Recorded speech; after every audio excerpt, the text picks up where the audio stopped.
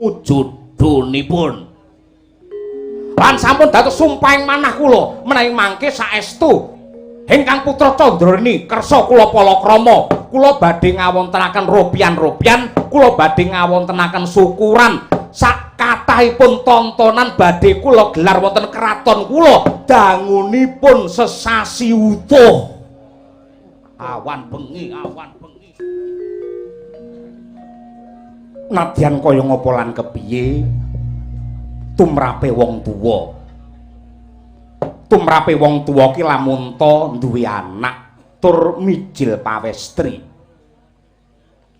Tumrape wong tuwa ingkang duwe anak mijil pawestri kuwi ing rasa mesti marem, ing batin mesti seneng. Nanging yen bocah kuwi saya dewasa saya tambah umure ngibaratipun Rama iki kaya ancik-ancik ana pucuking gegaman. Yen ora waspada, ora prayitna, ora ngati-ati anggenku bakal nglowentah tan wurunga bakal mbrabat kelawan awakku dhewe. Nggih. Mula kang mangkono Candrawini. Nadyan tori palungguhan iki ndak sawang jeneng sira mung ceciklu. Jeneng sira mung rina wengi gegulang kawruh. Ya bab agama, ya bab budaya, sarta bab tata ingering kaprajan. Nanging kinodrat dadi sipate wadon mono, gelem ora gelem besok bakale winengku ing kakung. Nadyan to wong wadon kuwi mau pinter njara langit, wong wadon mau duwe kesugihan, derajat pangkat ingkang punjuling apa-apa, nanging tumraping kodrat wong wadon besok gelem ora gelem ya tetep leladi marang kakung. Lah, pangudangku marang kowe ing besuke jeneng sira Candrawini bisa antuk jejaka. Bisa antuk jejaka ingkang darbe swara gura. Ngrengga endahing budaya satemah jejaka kuwi mau lamun to besok sumanding kelawan kowe sakjroning wengi pawiwahan bisa nglandang kanca kancane teka kene sesuk-esuk wancine ya kuwi akad nikah bengine kancamu sak rombongan dikanthi rene dening calon garwamu si jejaka kuwi mau tur teka kene paring penglipur sakjroning sewengi natas tanpa nganggo prabeya apa-apa. Ha kuwi. Nggih, mekaten. Iya, ngono kuwi. Mula iki mung gumantung kowe, Candrawini.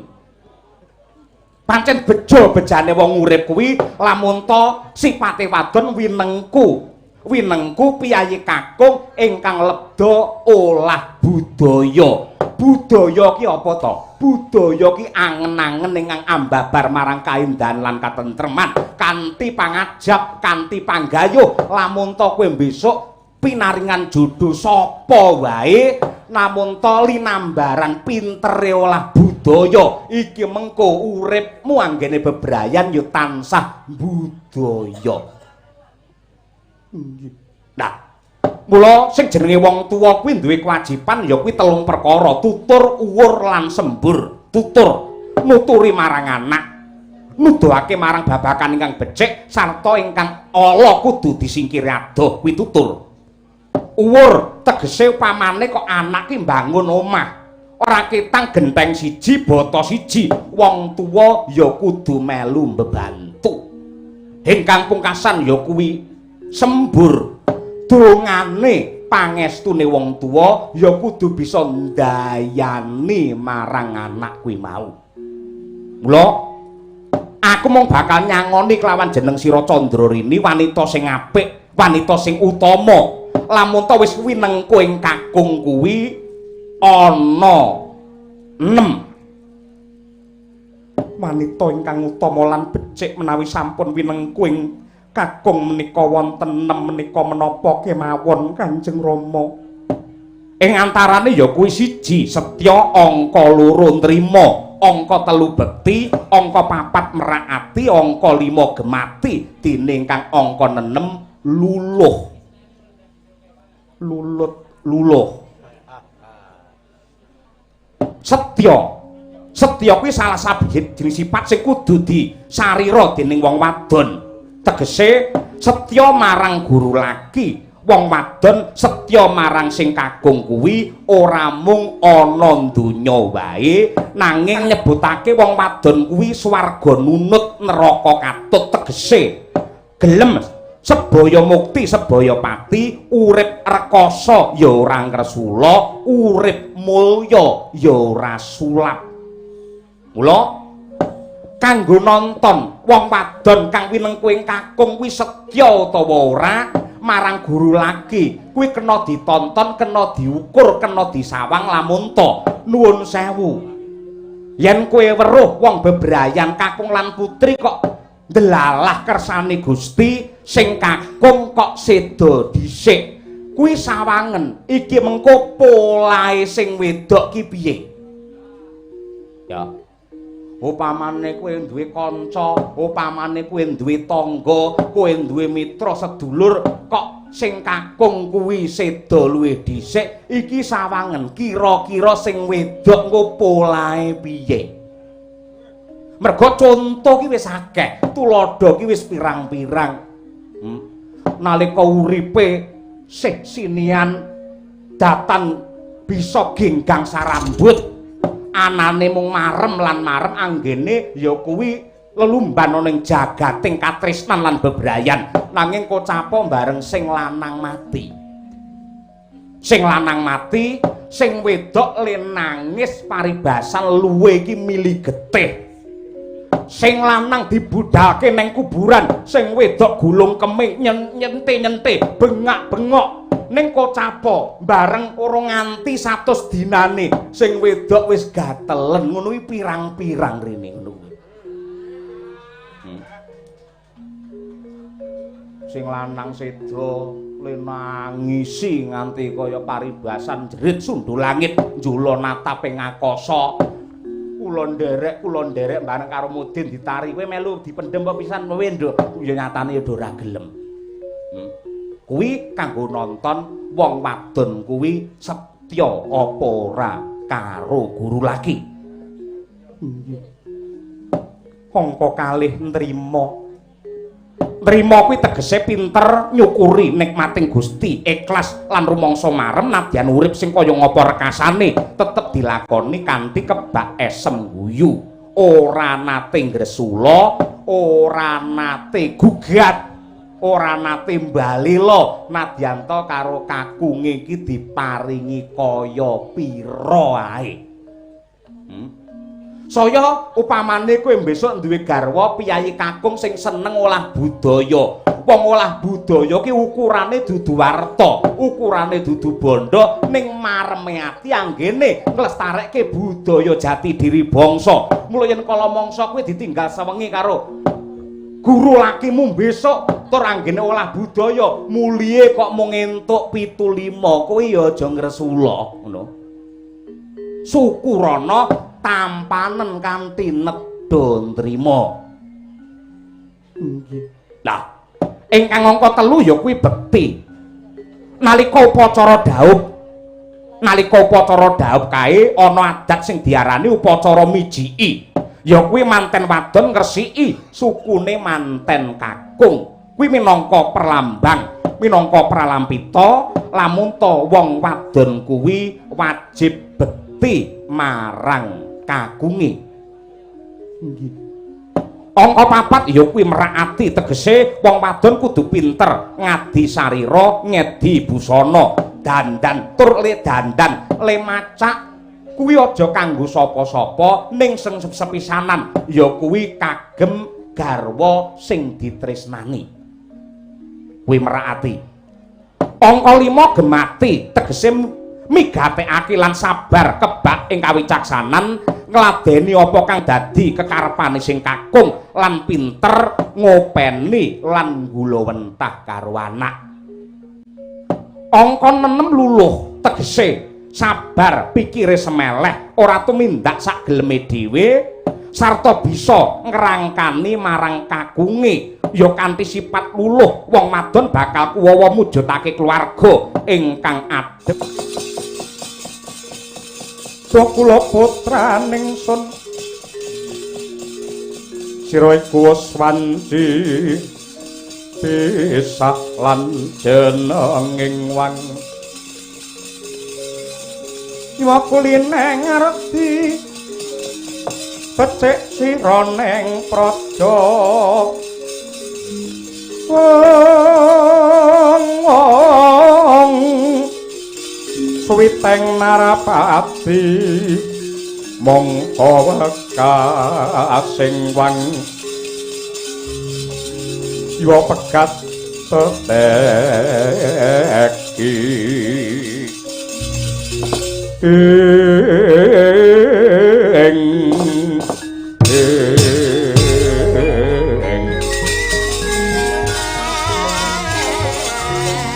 Nyat langening kalangjuan aklara pandamungkar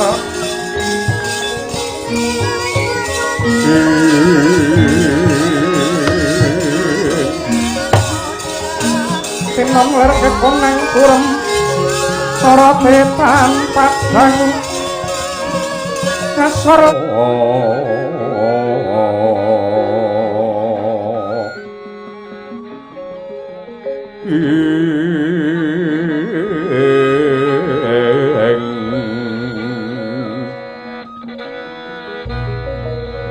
ana tepi pangandika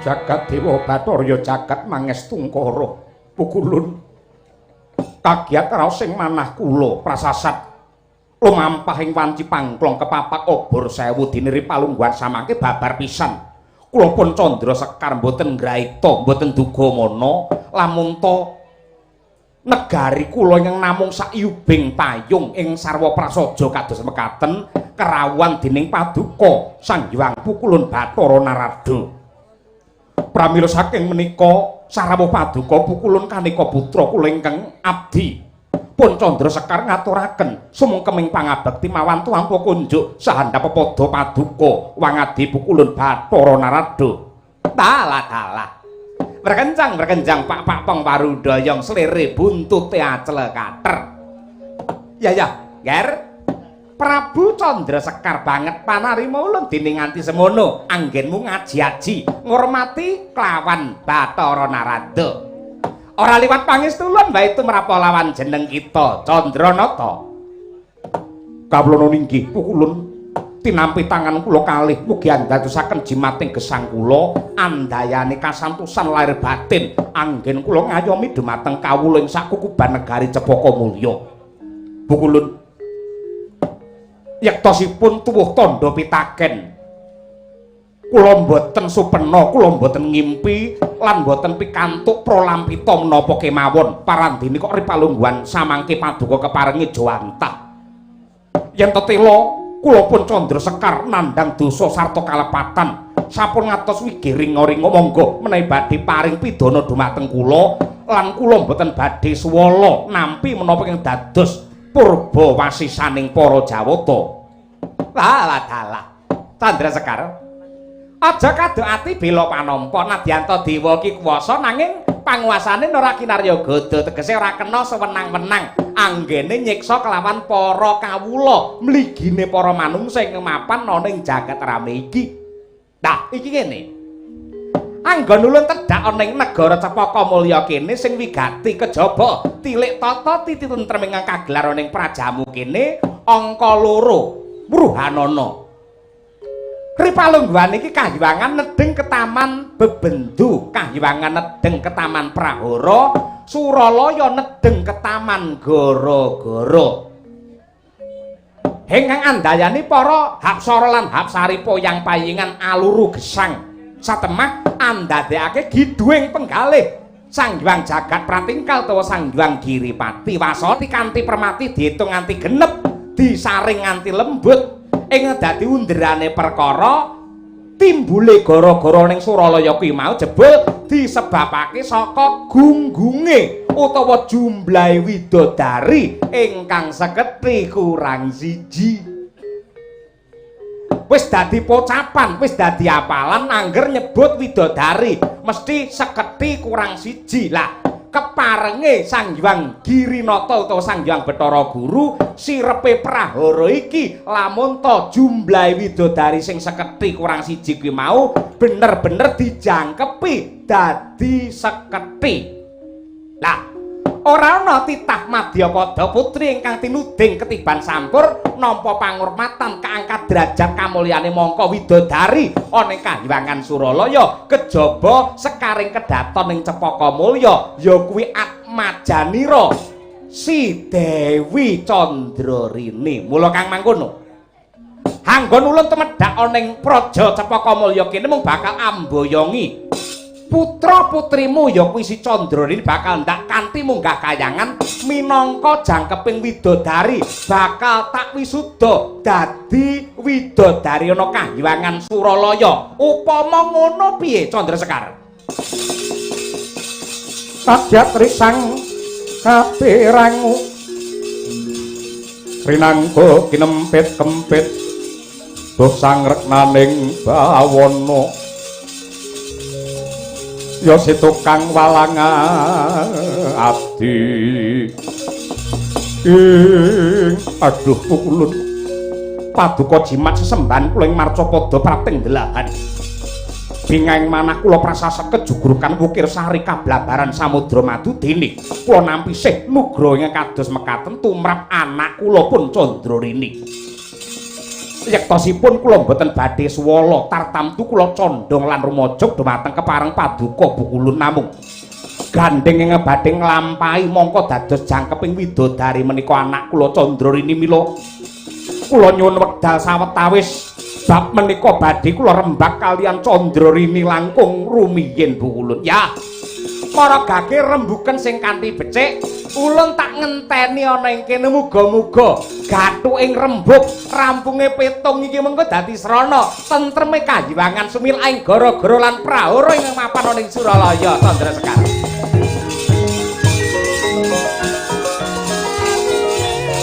Candrarini ayo mundur ini mundur ini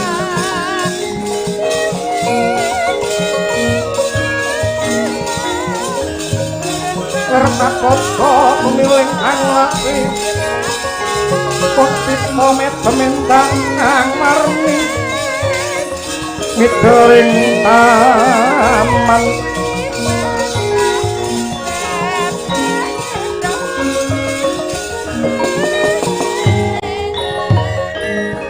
Candrarini wonten tinggalan ingkang adhawuh Kiraji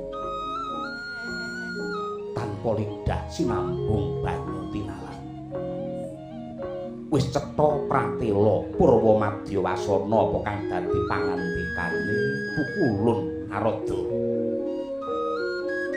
anggone kepareng rawuh ning Cepaka Mulya mung bakal paring nugraha kelawan jeneng sira kaangkat derajat kamulyanmu mongko jangkeping widodari ning Suralaya. Pun Rama durung bisa matur apa-apa kelawan Sang Narada merga sing bakal nglakoni iki kuwi. Mula paribasan kebo nusu budal. Aku mung bakal tuturi, aku mung bakal manut apa kang dadi keputusanmu. Kira-kira kowe sago apa ora dadi jangkeping widodari? kula menika anak sak saged-saged namung mbangun miturut dumateng sedaya ing dados dawuh paduka.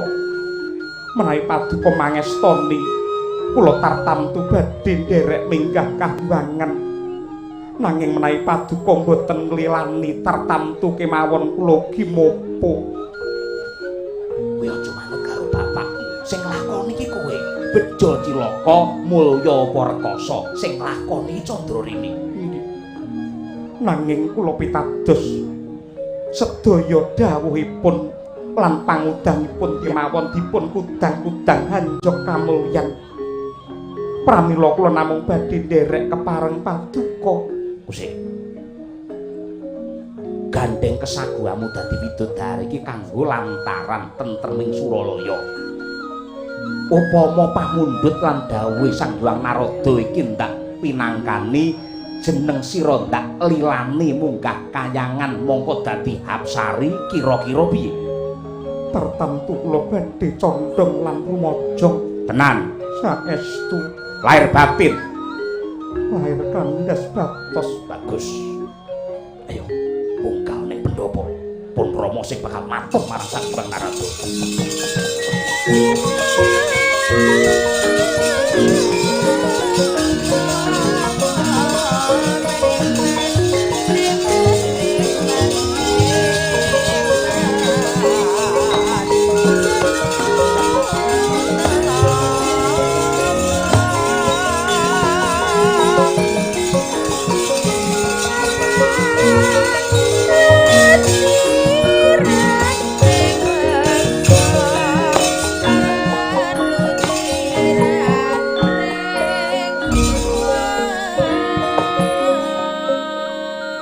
Mestine ana golong-geleng giliking rembug ing antarane wong tuwa kelawan anak. Aku mung bakal nekseni kepiye keputusane. Inggih. Bukulun piye Candrasekar? Iki. Sak sampunipun kula pirembakan kalian Nini Candrarini nuwun sewu. Gandeng katentremaning marcapada menika gumantung kahyuananing Suralaya tegesipun. Menawi ngantos kahyuangan menika kawontenanipun boten tentrem tartamtu ing donya mriki kahananipun badhe tintrim. Kanthi lelandhesan menika Bukulun kanthi lega legawaning manah kula sakwetahipun anak kula pun Candrarini kula aturaken borong menawi badhe kaangkat derajatipun mongko dados widodari. Lah talah kuwi sing tak anteni. Bagus. Bagus. Candrasekar apik.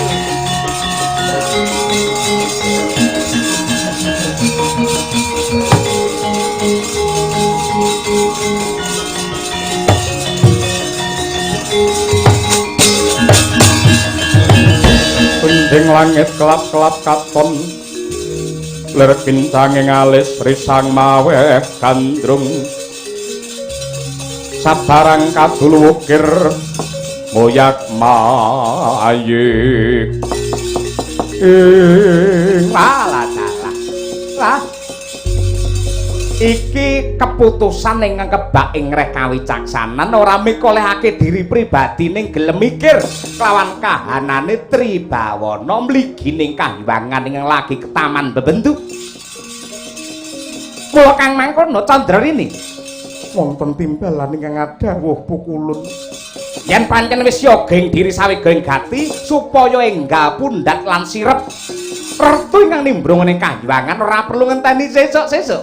Dina iki uga jeneng kita ayo ndak kanthi bareng kelawan Lakulun munggah ning kahyangan bakal winisuda mongko dadi jangkeping Hapsari. Tartamtu kemawon kula namung badhe nderek. Nah, Candrasekar wonten dawuh. Gandeng ripalungguhaning wis ana gathu ing petung. Anakmu ndak kanthi sisan gawe ulun mundhut pamit munggah ning kahyangan. Inggih Pukulun. Sembah kula ingkang umiring jengkar paduka. Sakwetahipun anak kula pun Candrarini kula pasrahaken dumateng paduka Pukulun. Ya, Purbawasi Sangkanaku.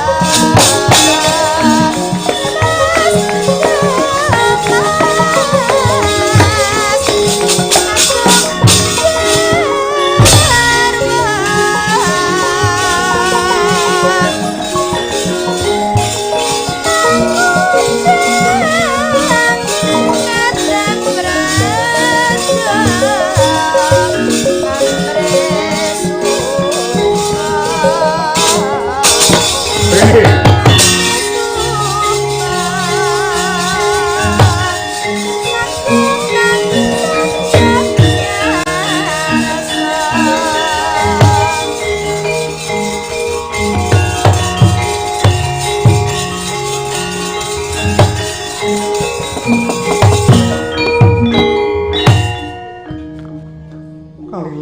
Ingkang putra nyuwun pamit Rama.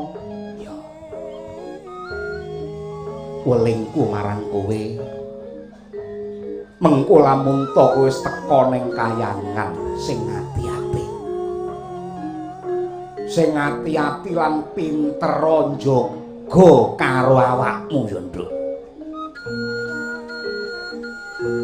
Welingku yen ning kayangan nadyan kahanane sarwa endah ning ndak jaluk siji kowe aja kagetan, loro aja gumunan.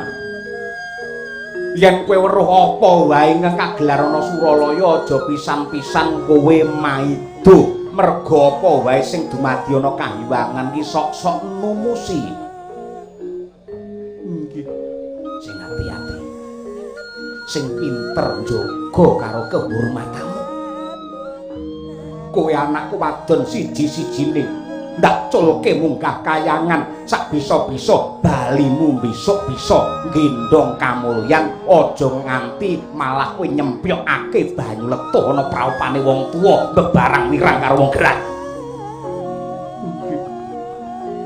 Pangestu paduka ingkang kula suwun Rama. Sing ati-ati.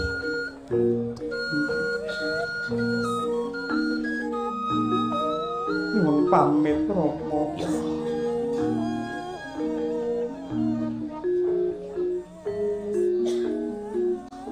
Rene. Wah, Sondra Rene.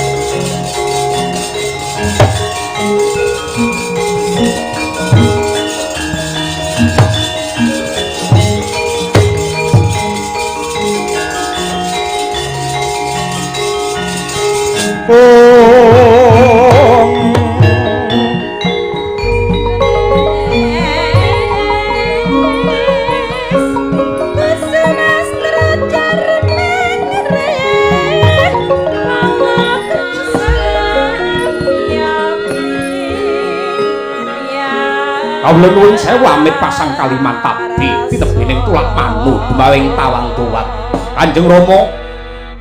Kanjeng Rama calon mara sepuh kula ingkang putra saking negari Pasir Gumelar, kula pun Kalingga Garda ingkang suwan. Sembah pangabekti kula kunjuk wonten pepada paduka Kanjeng Rama calon mara sepuh. Jagat Dewa Bathara jagat mangestu ngkara inggih anak Prabu Kalingga Garda. Sanget anggen kula nampi mboten langkung monggo dipun prayogakaken anggenipun pinarak lenggah. Nggih, matur nuwun. Pangraos mboten kirang sekeca anggen kula ngabiyantara wonten ing Pendopo Agung negari Cepaka Mulya mriki. Nuwun sewu. Kawis tingal sumengka pengawak Bajra sigra kang mawa gita semune gimbal wigati. Monggo kula aturi paring dawuh anak Prabu. Lah, nggih. Nuwun sewu. Setunggal candra ing sampun kepengker. Setunggal wulan ing sampun kepengker kula sampun sowan wonten ing mriki. Matur wonten ngarsa paduka Kanjeng Rama Prabu calon mara sepuh. Ingkang wasing wigati kula edan kepayang ngengkleng bingkleng anglelamong anggen kula gandrung kayungyun kalian mustikaning jejantung kula sekaring kedaton wonten ing Cepaka Mulya mriki nenggih pun Denok Candrarini. Lah nalika semanten paduka paring dawuh bab panglamar kula menika badhe dipun rembak kalian keluarga. Paduka nyuwun inah wekdal setunggal candra utawi setunggal wulan mangke supados kula sowan wonten mriki malih pramila kula netepi dhumateng dawuh paduka Kanjeng Rama calon mara sepuh kula sowan mriki namung badhe nyuwun katerangan ingkang gumathok nuwun sewu menawi ngantos panglamar kula menika dipun tampik dipun tulak nuwun sewu ingkang putra mangke badhe dipun jodhokaken kalian wong lanang sing model pripun. Ala tanpa rupa kula menika ratu Mblegedhu Nyakrawati Mbau Dendha mboten kirang setunggal menapa nyatane sugih brewu. Cekak cukupi menawi Candrarini mangke saged utawi sagah kula palakrama mboten tiba wonten ing Padasuri nanging tiba wonten ing kasur babut ingkang kebak kamulyan. Kejawi saking menika bab jejodhoanipun kula kaliyan Rini menika sampun kula suwunaken prisa dumateng Piyayi Sepuh. Sampun cetha lamun ta dinten kelairanipun Candrarini kaliyan kula pun Kalingga Garda menika menawi dipun jumlah satuanipun tiba 17. Satuan kok tiba 17 niki mangke sak tiba malange golek sandang pangan ya kepenak, uripe sarwa mulya, uripe sarwa ngrasakake kamulyan. 17 angkane 7 yen disuda nganggo panca suda disuda 5 tegese 7 suda 5 kari loro niku tegesipun jodho ing antawisipun kula pun Kalingga Garda kaliyan Rini menika sampun temu jodhonipun. Lan sampun dados sumpahing manah kula menawi mangke saestu ingkang putra Candrarini kersa kula palakrama kula badhe ngawontenaken ropian-ropian kula badhe ngawontenaken syukuran sak kathahipun tontonan badhe kula gelar wonten kraton kula dangunipun sesasi utuh. Awan bengi mboten leren. Lho menawi saben dalu mongko setunggal wulan mangke menapa mboten nelasaken ragat ingkang kathah mboten ingkang kula gelar mangke budaya awan bengi 30 dina sedaya ing nabuh lan nyindan ingkang dalang niki mangke sedaya kanca kula. Mila mboten samenggalih menapa-menapa kanca-kanca kula meneh saling kanca meneh ngaten meneh nyengkuyung lahir batin upamane dilungi napa kemawon mesti langsung ditampik yen perlu yen nekat diwenehi ardidone lha niku. Pripun ngoten niki? Niki wau jarek keman sampun dipun kepalaken arep dipun kirim dhateng panti asuhan. Oh, ngoten. Nggih. Mila panglamar kula kedah dipun tampi. Nggih. Nuwun sewu kula tak gentos matur. Pripun? Nyuwun pangapunten. Nembe kemawon dewa rawuh wonten ing Cepaka Mulya. Sinten? Wang Pukulun Bathara Narada. Badhe mangestoni anggen kula badhe palakrama kaliyan Candrarini. Mboten. Menika cariyosipun lak kahyangan nembe ketaman bebendu. Awit jumlahipun widodari ingkang seketi kirang setunggal. Mongko ingkang kinarya jangkeping widodari boten wonten sanes tinuding dening para Jawata nenggih pun anak kula Candrarini. Pramila saking menika anak Prabu Kalingga Garda kula nyuwun gunging samudra pangaksami. Kula dosa kula lepat kaliyan jengandika. Nembe kemawon anak kula Candrarini kaboyong wonten ing Kahyangan Suralaya sampun dipun kanthi Pukulun Bathara Narada tegesipun Candrarini sampun boten mapan wonten ing kraton Cepaka Mulya mriki anak Prabu.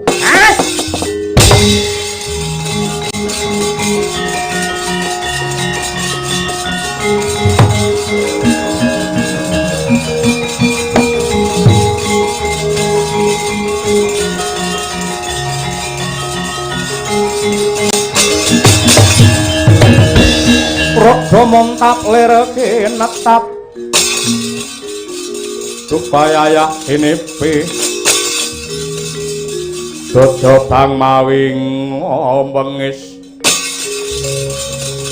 mitra kotak ngondarantir hidup nyomangolo cokro bratak branang kaya kembang worawari yen kasumeta mrangsah gedeng murub dahanane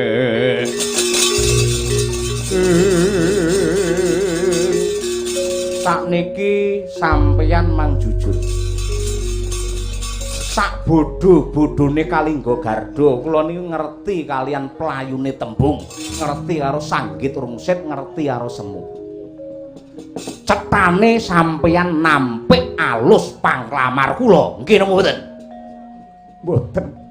Babar pisan mboten wonten ceceking raos awit wonten paribasan. Ah, mboten saparibasan. Sampeyan nolak panglamar kula.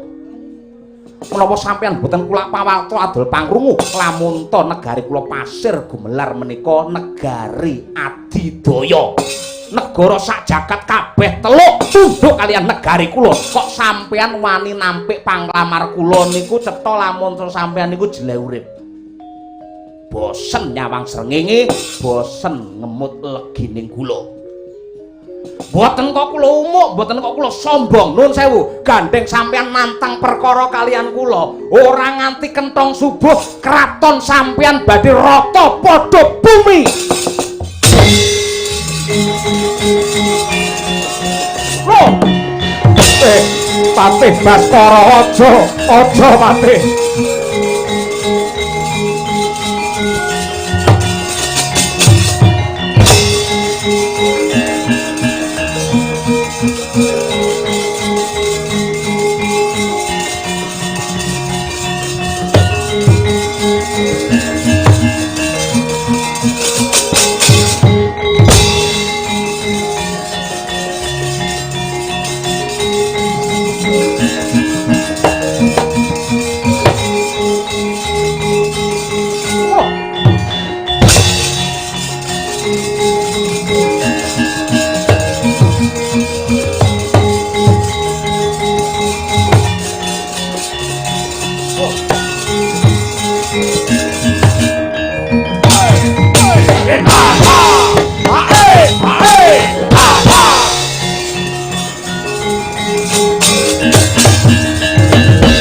Mangkahanggro sesumbar lindu getar bumi kunjing kumaludha guntur ketuk mokang joloni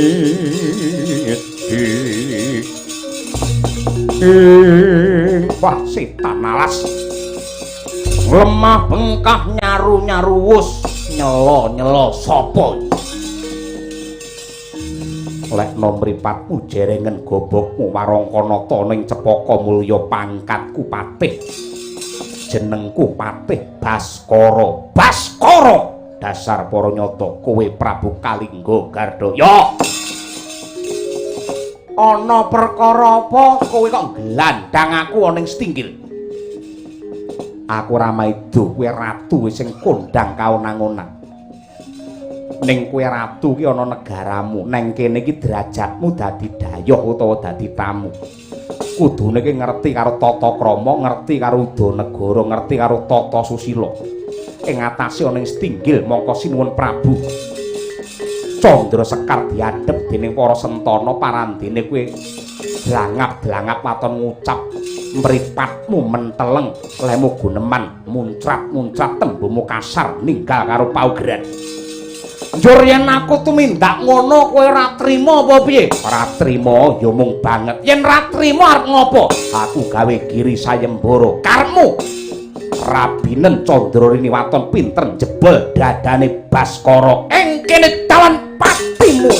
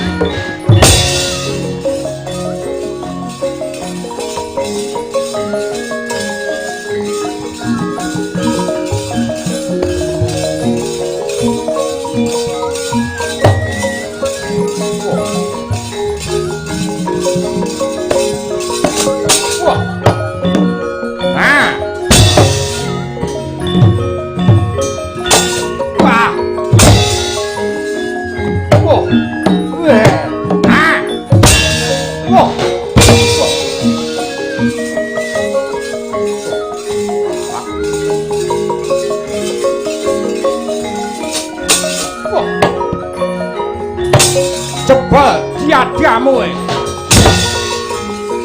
Wah. Lihat. Ah, sikar. Serah.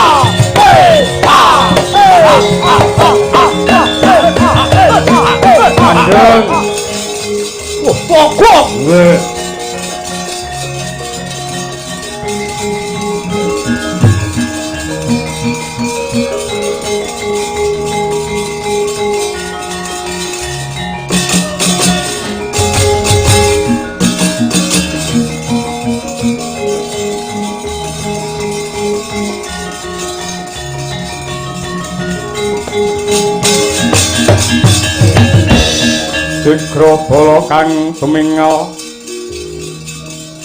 atampo samya madali lir tatit wileping godo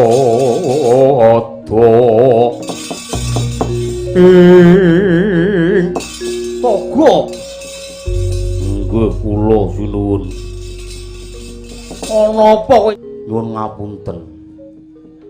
Kula pitados kalian kaprawiran kadigdayan paduka sinuwun Prabu. Nanging saged kula arani rebut balung tanpa isi. Tegesipun anggen paduka mangke nguras kekuatan. Anggen paduka menika tetandhingan boten badhe wonten gina paedahipun. Tek ngono dasare piye? Ratu Cepaka Mulya Prabu Candra Sekar nampik katresnanku marang Candrini. Mula negara iki bakal ndak ora arek. Yen perlu wadyabala kabeh kandhanana di bumi angkus negara Cepaka Mulya. Mangke riyen to, nggih riyen. Ngapa to dadak ngono kuwi? Kaya cah enom senengane budalan.